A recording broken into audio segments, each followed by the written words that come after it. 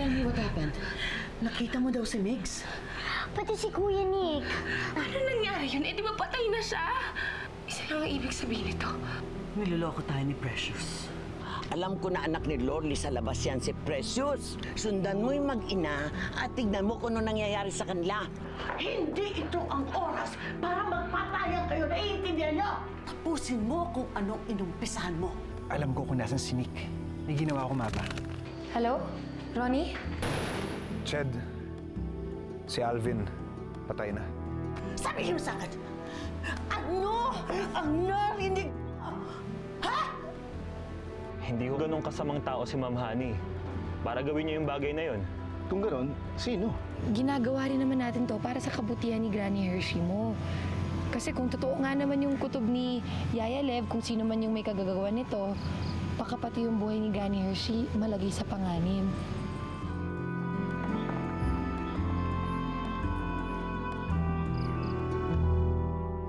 Pwede ba, Ma? Huwag ka nga magpanik. Remember, Precious, hindi na buo ang tiwala ko sa'yo. Dapat patay na si Nick. Pumalpak ka na once, so make sure it won't happen twice. Oo na. Ito nga, sinusundan ko ni. Bilisan mo, bago pa makapagsalita si Nick sa mga pulis. Nakita ka niya, hindi ba? Hindi ka dapat mabulilyaso ngayon. Dapat tapusin mo na si Nick ngayon.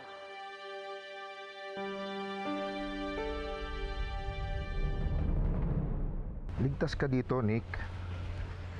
At hindi basta-basta napapasok ang lugar na to. Lalo na yung nagtatangka sa buhay mo. Pero Colonel, ang naalala ko talaga si Migs eh. Napaganda pa nga yung nangyari, Nick eh.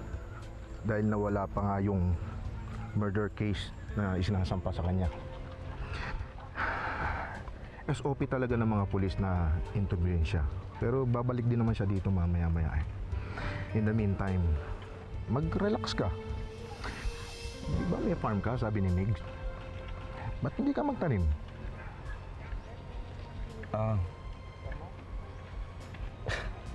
Nakalimutan ko na ata eh. Ba't hindi mo subukan? Malay mo, makatulong yan sa alaala mo, di ba?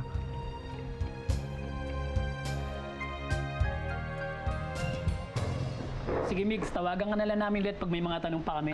Wala yun, sir. Sana nakatulong ako sa inyo. Salamat. Migs, buti na abutan ka pa namin.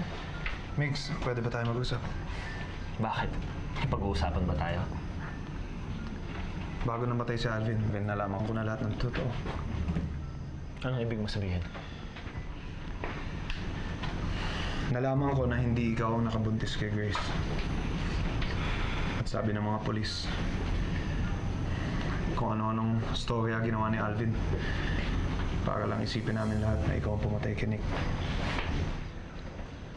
Patawarin mo ako, Migs, dahil hinayaan ko sirain ka ni Alvin. Hayaan mo na yun, kuya. Kalimutan mo na yan. Hindi, Migs. Malaking kasalanan ko sa'yo. Mas naniwala pa ako kay Alvin kaysa sa sarili kong kapatid. Sana may paraan para makabawi ako dahil sa lahat ng ginawa ko.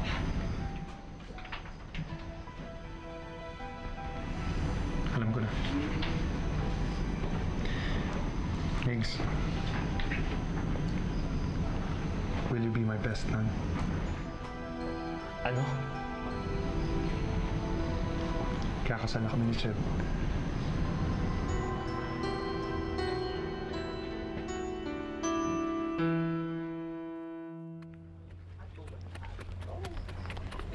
Merienda ho.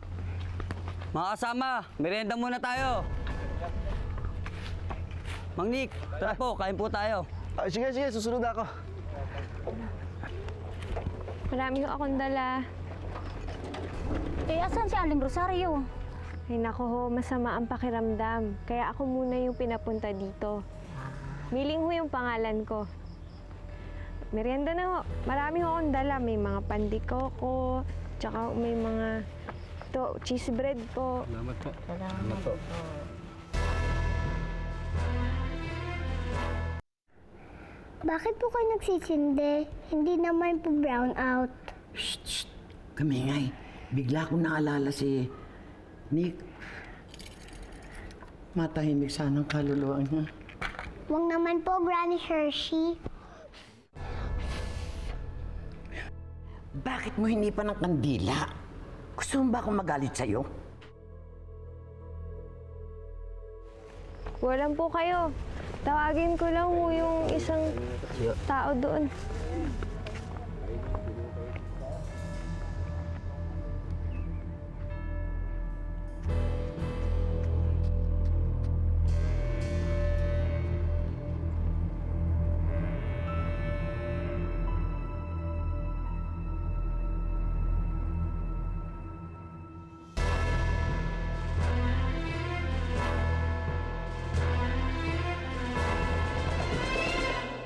Hindi ka ba sasagot sa akin, Trudis?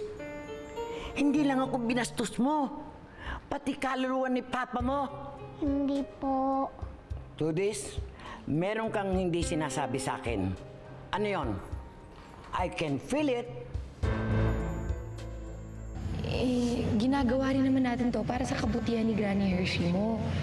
Kasi kung totoo nga naman yung kutob ni Yaya Lev, kung sino man yung may kagagawa nito, baka pati yung buhay ni Granny Hershey malagay sa panganib. Kung ayaw mo magtiwala sa akin, pues, wala rin akong tiwala sa'yo. Granny Hershey? Naku, sinundo mo pa ako rito eh. Papunta na talaga ako ron. Halika doon tayo, mainit dito. Tayo sa silong. Halika, mainit dyan.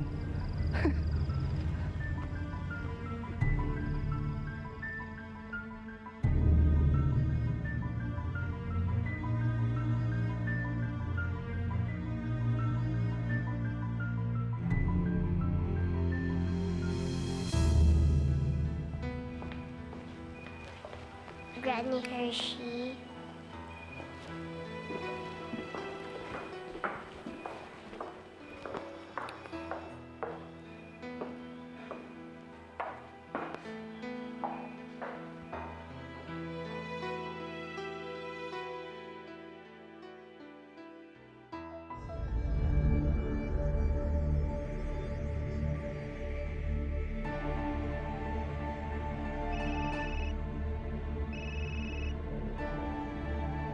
Hello.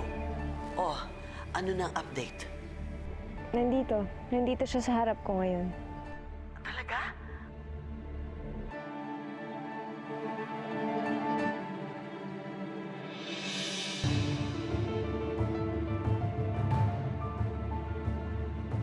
Ano? Patay na ba? Hindi pa, Ma. Pero mukha namang hindi rin kailangan eh. Dahil hindi niya ako naaalala. Hello? Malamang nga hindi ka niya makikilala kung ibang ayos mo.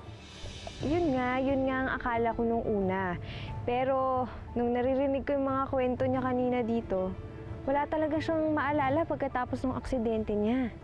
Pwes, wala akong pakialam.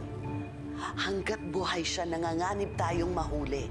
Kaya dapat patayin mo na siya para makatulog na ako ng mahimbing sa gabi. Okay, Ma. Kakasal na kami ni Chet.